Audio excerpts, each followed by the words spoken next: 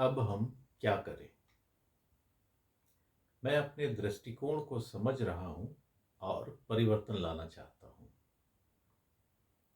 बदलाव का निर्णय। बहुत से लोग इस स्थिति में अपने जीवन की अव्यवस्था से घबराकर हाथ खड़े कर देते हैं और हार मान लेते हैं। कुछ अन्य अपने आप या जीवन पर क्रोधित हो जाते हैं और वे भी हार मान लेते हैं। हार मानने का अर्थ है यह निर्णय लेना कि अब कुछ भी करना बेकार है और किसी भी प्रकार का परिवर्तन करना संभव है तो कोशिश क्यों करें। असंभव है तो कोशिश क्यों करें। बाकी इस तरह है, जो चल रहा है वह चलने दो। कम से कम तुम यह तो जानते हो कि उस पीड़ा को कैसे संभालना है। आप यह सब पसंद नहीं करते, लेकिन इस सब से परिचित है और आप उम्मीद करते हैं कि वह और भी बदतर नहीं होगा। मेरे लिए गुस्से का अभ्यस्त होने का अर्थ है मूर्ख का ताज पहनकर एक कोने में बैठे रहना। क्या यह बात आपको सही लग रही है? कुछ होता है और आप क्रोधित हो जाते हैं। कुछ और होता है और फिर से गुस्से में आ जाते हैं। कुछ और होता है और आप फिर से क्रोधित हो जाते हैं, लेकिन आप कभी गुस्से से ज़्यादा कुछ नहीं करते। इससे क्या लाभ होता है? केवल गुस्से में आना अपने समय को बर्बाद करने वाली एक मूर्खतापूर्ण प्रक्रिया है। यह जीवन को एक नए और भिन्न रूप में देखने से इनकार करना भी है। अपने आप से यह पूछना अधिक उपयोगी होगा कि आप इतनी स्थितियां किस तरह उत्पन्न कर रहे हैं जिन पर आप क्रोधित होते हैं। आपके ख्याल में इन सभी कुंठाओं के पीछे आपके कौन से विश्वास हैं? आप ऐसा क्या कर रहे हैं जो दूसरे लोगों में आपको खिंचाने की आवश्यकता को प्रेरित करता है? आपको ऐसा विश्वास क्यों है कि अपने रास्ते पर चलने के लिए आपको क्रोध करने की जरूरत है? आप जो भी बाहर देते हैं वह आपके पास वापस आ जाता है। आप जितना गुस्सा करते हैं उतना ही अपने लिए ऐसी परिस्थितियां तैयार करते हैं जिन पर आपको गुस्सा आता है। जैसे मूर्ख का ताज पहनकर एक कोने में बैठे रहना और कुछ न कर पाना। क्या यह अनुच्छेद आपके अंदर क्रोध की भावनाएं उत्पन्न करता है? बढ़िया, तीर निशाने पर लगा है। यह ऐसी बात है जिसे आप बदलने के इच्छुक हो सकते हैं। परिवर्तन का इच्छुक होने का फैसला करें। यदि आप वास्तव में जानना चाहते हैं कि आप कितने जिद्दी हैं, तो परिवर्तन का इच्छुक होने के विचार पर ध्यान दें। हम सभी अपने जीवन को परिवर्तित देखना चाहते हैं, परिस्थितियों को बेहतर और अधिक आसान बनाना चाहते हैं, लेकिन हम बदलना नहीं चाहते। हम चाहते हैं कि वे बदल जाएं। ऐसा करने के लिए हमें अंदर से बदलना होगा। हमें सोचने का अपना तरीका बदलना होगा, बोलने का तरीका बदलना होगा, अपने आप को अभिव्यक्त करने का तरीका बदलना होगा। तभी बाहरी परिवर्तन हो पाएंगे। यह अगला कदम है। अब हम इस बारे में काफी स्पष्ट हैं कि समस्याएं क्या हैं और वे कहां से आई हैं। अब बदलने का इच्छुक होने का समय है। मेरे अंदर हमेशा हठ की एक प्रवृत्ति रही है।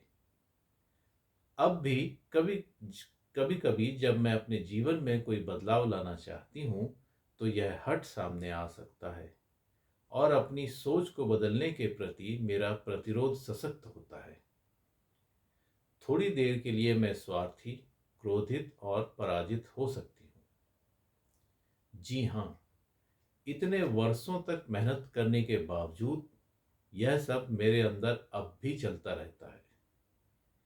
यह मेरा एक सबक है, लेकिन अब ऐसा जब भी होता है, मैं जानती हूं कि मैं परिवर्तन के एक महत्वपूर्ण बिंदु पर हूं।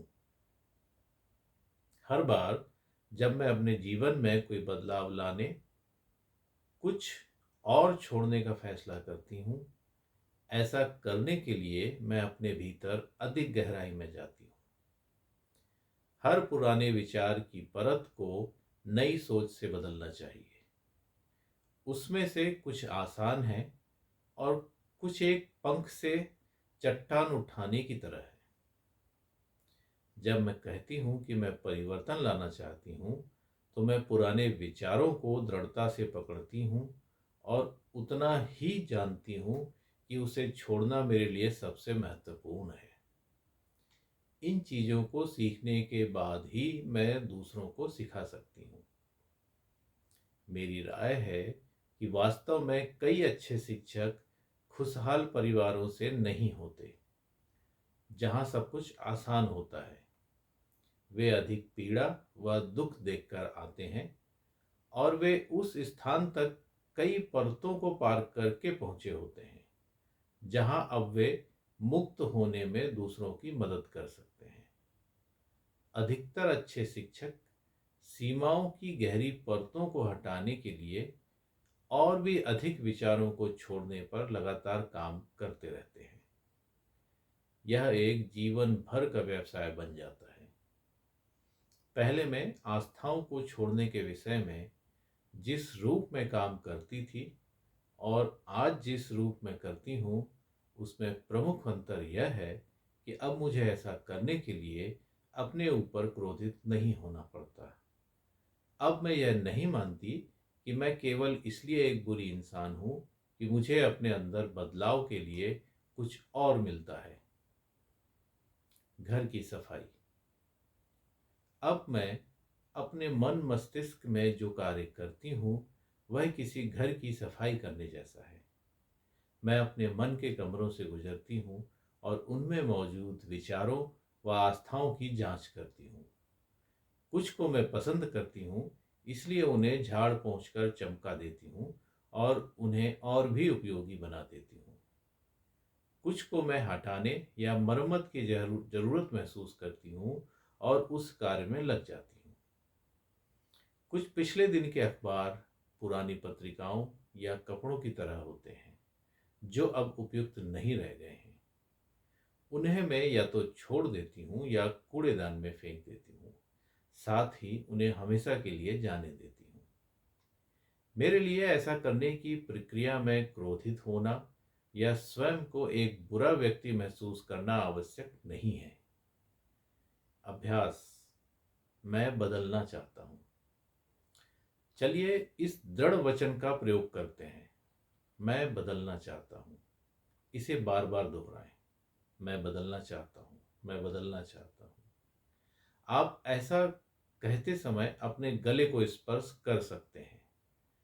गला शरीर का ऊर्जा केंद्र है, जहां परिवर्तन होता है। अपने गले को स्पर्श करते हुए आप स्वीकार करते हैं कि आप परिवर्तन की प्रक्रिया में हैं। जब आपके जीवन में परिवर्तन आए, तो इच्छा सहित उन्हें होने दें। यह ध्यान रखें कि जहां पर आप नहीं बदलना चाहते, वही वास्तव में आपको बदलाव की सबसे अधिक आवश्यकता है। मैं बदलना चाहता हूं। ब्रह्मांड की बुद्धिमत्ता हमेशा आपके विचारों और शब्दों के प्रति प्रतिक्रियाशील होती है। जब आप ऐसी बातें कहते हैं, तो स्थितियों में निश्चित रूप से बदलाव आना शुरू हो जाता है। बदलने के कई तरीके। मेरे विचारों पर अमल करना बदलने का एकमात्र तरीका नहीं है। ऐसे अन्य तरीके और भी हैं जो काफी कारगर हैं। इस पुस्तक के अंतिम भाग में मैंने उन कई रास्तों की एक सूची शामिल की है, जिनसे आप अपनी विकास प्रक्रिया की तरफ बढ़ सकते हैं। अभी कुछ पर विचार करें। यहाँ एक आध्यात्मिक दृष्टिकोण विद्यमान है, मानसिक दृष्टिकोण है और भौतिक दृष्टिकोण है। संपूर्ण उपचार में शरीर, मन और आत्मा शामिल होते हैं। आप इनमें से किसी एक से शुरुआत कर सकते हैं। यदि आप उसमें यथास्थिति सभी को शामिल करते हैं, कुछ मानसिक दृष्टिकोण के साथ शुरुआत करते हैं और कार्यशालाएं या थेरेपी करते हैं। कुछ ध्यान या प्रार्थना के साथ आध्यात्मिक दृष्टिकोण अपनाते हैं। जब आप अपने घर की सफाई शुरू करते हैं तो यह मायने नहीं रखता कि आप किस कमरे से सफाई की शुरुआत करते हैं। आपको ज़्यादा आकर्षित करने वाली जगह से आप शुरू कर सकते हैं। दूसरी जगहों पर सफाई खुद ब खुद हो जाएगी। आध्यात्मिक स्तर पर शुरुआत करने वाले लोग जो जंक फूड खाते हैं अक्सर पाते हैं कि वे पौष्टिक भोजन की ओर आकर्षित हो रहे हैं। वे किसी मित्र से मिलते हैं या कोई पुस्तक खोजते हैं या किसी ऐसी कक्षा में जाते हैं जो उनके अंदर यह समझ उत्पन्न करती है कि वे जो कुछ भी खाते हैं उसका भारी असर इस बात पर पड़ता है कि वे कैसा महसूस करते हैं और कैसा दिखते हैं। एक स्तर हमेशा दूसरे की ओर ले जाएगा जब तक विकसित होने और परिवर्तन की इच्छा मौजूद रहेगी। मैं पोषण के बारे में बहुत कम सलाह देती हूँ क्योंकि मैंने पाया है कि सभी व्यवस्थाएं कुछ लोगों के लिए उपयोगी होती हैं। मेरे पास होलिस्टिक संपूर्ण क्षेत्र में अच्छे चिकित्सकों का एक स्थानीय तंत्र मौजूद है और जब मुझे ग्राहकों के लिए पोषण संबंधी जानकारी की आवश्यकता दिखती है तो मैं उन्हें इनके पास भेज देती हूँ। यह एक ऐसा क्षेत्र है जहां आपको अपना रास्ता स्वयं खोजना होगा या किसी विशेषज्ञ के पास जाना होगा जो आपका परीक्षण कर सकता है। पोषण पर बहुत सी पुस्तकें ऐसे लोगों द्वारा लिखी गई हैं जो काफी बीमार थे और उन्होंने अपने उपचार के लिए एक व्यवस्था तैयार की। फिर उन्होंने अपने तरीकों के बारे में और लोगों को बताने के लिए एक पुस्तक लिखी। हालांकि हर कोई एक जैसा नहीं होता। जैसे मैक्रोबायोटिक जैविक प्रक्रिया से तैयार भोजन पदार्थ और प्राकृतिक कच्चे खाद्य पदार्थों के आहार दो बिल्कुल भिन्न दृष्टिकोण हैं। कच्चा भोजन खाने वाले लोग कभी किसी पदार्थ को पकाते नहीं हैं, कभी कभार ही ब्रेड या अनाज खाते हैं और इस बात का ध्यान रखते हैं कि एक ही समय पर फल और सब्जी ना खाएं और वे कभी नमक का इस्तेमाल नहीं करते। मैक्रोबायोटिक लोग लगभग सारा भोजन पकाते हैं, खाद्य पदार्थों को मिश्रित करने के भिन्न तरीके इस्तेमाल करते हैं और काफ़ी नमक इस्तेमाल करते हैं। ये दोनों विधियां कारगर हैं, दोनों शरीर को स्वस्थ बनाती हैं, लेकिन इनमें से कोई भी विधि सभी के लिए ठीक नहीं है। पोषण के संबंध में मेरा व्यक्तिगत दृष्टिकोण सरल है। यदि वह बढ़ता है तो उसे खाओ, यदि वह नहीं बढ़ता तो उसे मत खाओ। अपने भोजन के बारे में सतर्क रहो। यह अपने विचारों पर ध्यान देने के समान है। हम अपने शरीर पर और जब हम भिन्न तरीकों से खाते हैं तो हमें शरीर से जो संकेत मिलते हैं उन पर ध्यान देना भी सीख सकते हैं।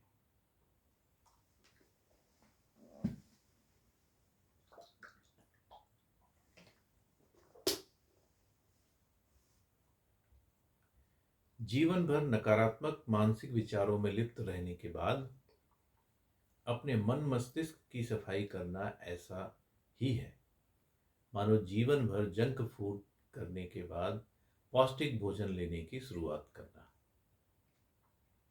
यह दोनों ही बीमारियों के उपचार में समस्याएं पैदा कर सकते हैं। जब आप अपना शारीरिक आहार बदलना शुरू करते हैं तो शरीर विषैले तत्वों के अपने भंडार को बाहर निकालना शुरू करता है और जब ऐसा होता है तो आप एक दो दिन के लिए स्वयं में सड़न सी महसूस कर सकते हैं। ऐसा ही होता है जब आप अपने मानसिक विचारों की प्रक्रियाओं को बदलने का निर्णय लेते हैं। आपको कुछ समय के लिए परिस्थितियां बदतर महसूस होंगी। एक पल के लिए किसी धन्यवादी थैंक्स गिविंग रात्रि भोज के अंत को याद कीजिए। भोजन समाप्त हो चुका है और अब बर्तन को साफ करने का समय है। बर्तन पूरी तरह जला हुआ और पपड़ीदार है, इसलिए आप उसमें गर्म पानी व साबुन डालते हैं। उसमें कुछ समय के लिए डूबा रहने देते हैं। फिर आप उस बर्तन को रगड़ना शुरू करते हैं। उस समय आपको यह बुरा लगता है जब बर्तन और गंदा लगता है, लेकिन अगर आप उसे रगड़ते रहते हैं तो आपका बर्तन नया सा हो जाता है। यही स्थिति सूखे हुए पपड़ीदार मानसिक विचारों के साथ होती है। जब हम उसे नए विचारों में डुबोते हैं तो सारी गंदगी ऊपर आ जाती है और दिखने लगती है। बस नए विचारों पर दृढ़ रहें और जल्द ही आप एक पुराने संकुचित विचारों को पूरी तरह साफ कर देंगे। अभ्यास, बदलने की इच्छा। तो हमने फैसला किया है कि हम बदलने के इच्छुक हैं और हम किसी भी या उन सभी विधियों को अपनाएंगे जो हमारे लिए उपयोगी होंगी। आइए मैं एक विधि के बारे में बताती हूँ जो मैं अपने लिए और दूसरों के लिए इस्तेमाल करती हूँ। पहला, दर्पण में अपना चेहरा देखिए और अपने आप से कहें, मैं बदलना चाहता हूँ। ध्यान दें कि आप कैसा महसूस करते हैं। यदि आप हिचकिचाहट या अनिच्छुक महसूस करते हैं या परिवर्तन नहीं चाहते तो खुद से उसका कारण पूछिए। आप किसी पुराने विचार पर अड़े हुए हैं। कृपया अपने आप को फटकारें नहीं, सिर्फ ध्यान दीजिए कि वह क्या है। मैं शर्त लगा सकती हूँ कि वह विचार या विश्वास आपके लिए बहुत सी समस्याएं उत्पन्न कर रहा है। मैं हैरान हूँ कि वह कहाँ से आया। क्या आप जानते हैं? चाहे हम यह जानते हैं या नहीं कि वह कहाँ से आया, चलिए उसे अभी खत्म करने के लिए कुछ करें। फिर से दर्पण के सामने जाएं और अपनी आंखों में गहराई से देखें। अपने कंठ को स्पर्श करें और 10 बार जोर जोर से कहें, मैं हर प्रतिरोध को छोड़ना चाहता हूं। दर्पण कार्य बहुत सशक्त होता है। एक बच्चे के रूप में हमने अपने अधिकांश नकारात्मक विचार दूसरों द्वारा अपनी आंखों में देखते हुए या शायद हम पर उंगली उठाते हुए ग्रहण किए हैं। आज हम जब भी दर्पण में देखते हैं, हम में से अधिकतर अपने आप से कुछ नकारात्मक चीजें कहेंगे। हम किसी भी बात के लिए अपनी आलोचना करते हैं या अपना कम मूल्यांकन करते हैं। सीधे अपनी आंखों में देखना और अपने बारे में एक सकारात्मक घोषणा करना मेरी राय में दृढ़ निश्चय सहित एक मजबूत समाधान का सबसे तेज तरीका है। इस जीवन की अनंतता में जहां मैं हूं, सब संपूर्ण और परिपूर्ण है। अब मैं शांति से और निष्पक्षता से अपने पुराने विचारों को देखना चाहता हूं और मैं परिवर्तन करने के लिए तैयार हूं। मैं सीखने योग्य हूं, मैं सीख सकता हूं, मैं बदलने के लिए तैयार हूं। मैं खेल खेल में ऐसा करना चाहता हूं। जब मुझे छोड़ने के लिए कुछ मिल जाता है तो मैं यह जताना चाहता हूं मानो मुझे कोई खजाना मिल गया हो। मैं खुद को हर क्षण बदलते हुए देखता हूं और महसूस करता हूं कि अब विचारों का मुझ पर कोई जोर नहीं रहे। अब दुनिया में मैं सबसे शक्तिशाली हूं। मैं मुक्त होना चाहता हूं। मेरी दुनिया में सब कुछ अच्छा है। मेरी दुनिया में सब कुछ अच्छा है। मेरी दुनिया में सब कुछ अच्छा है। मेरी दुनिया में सब कुछ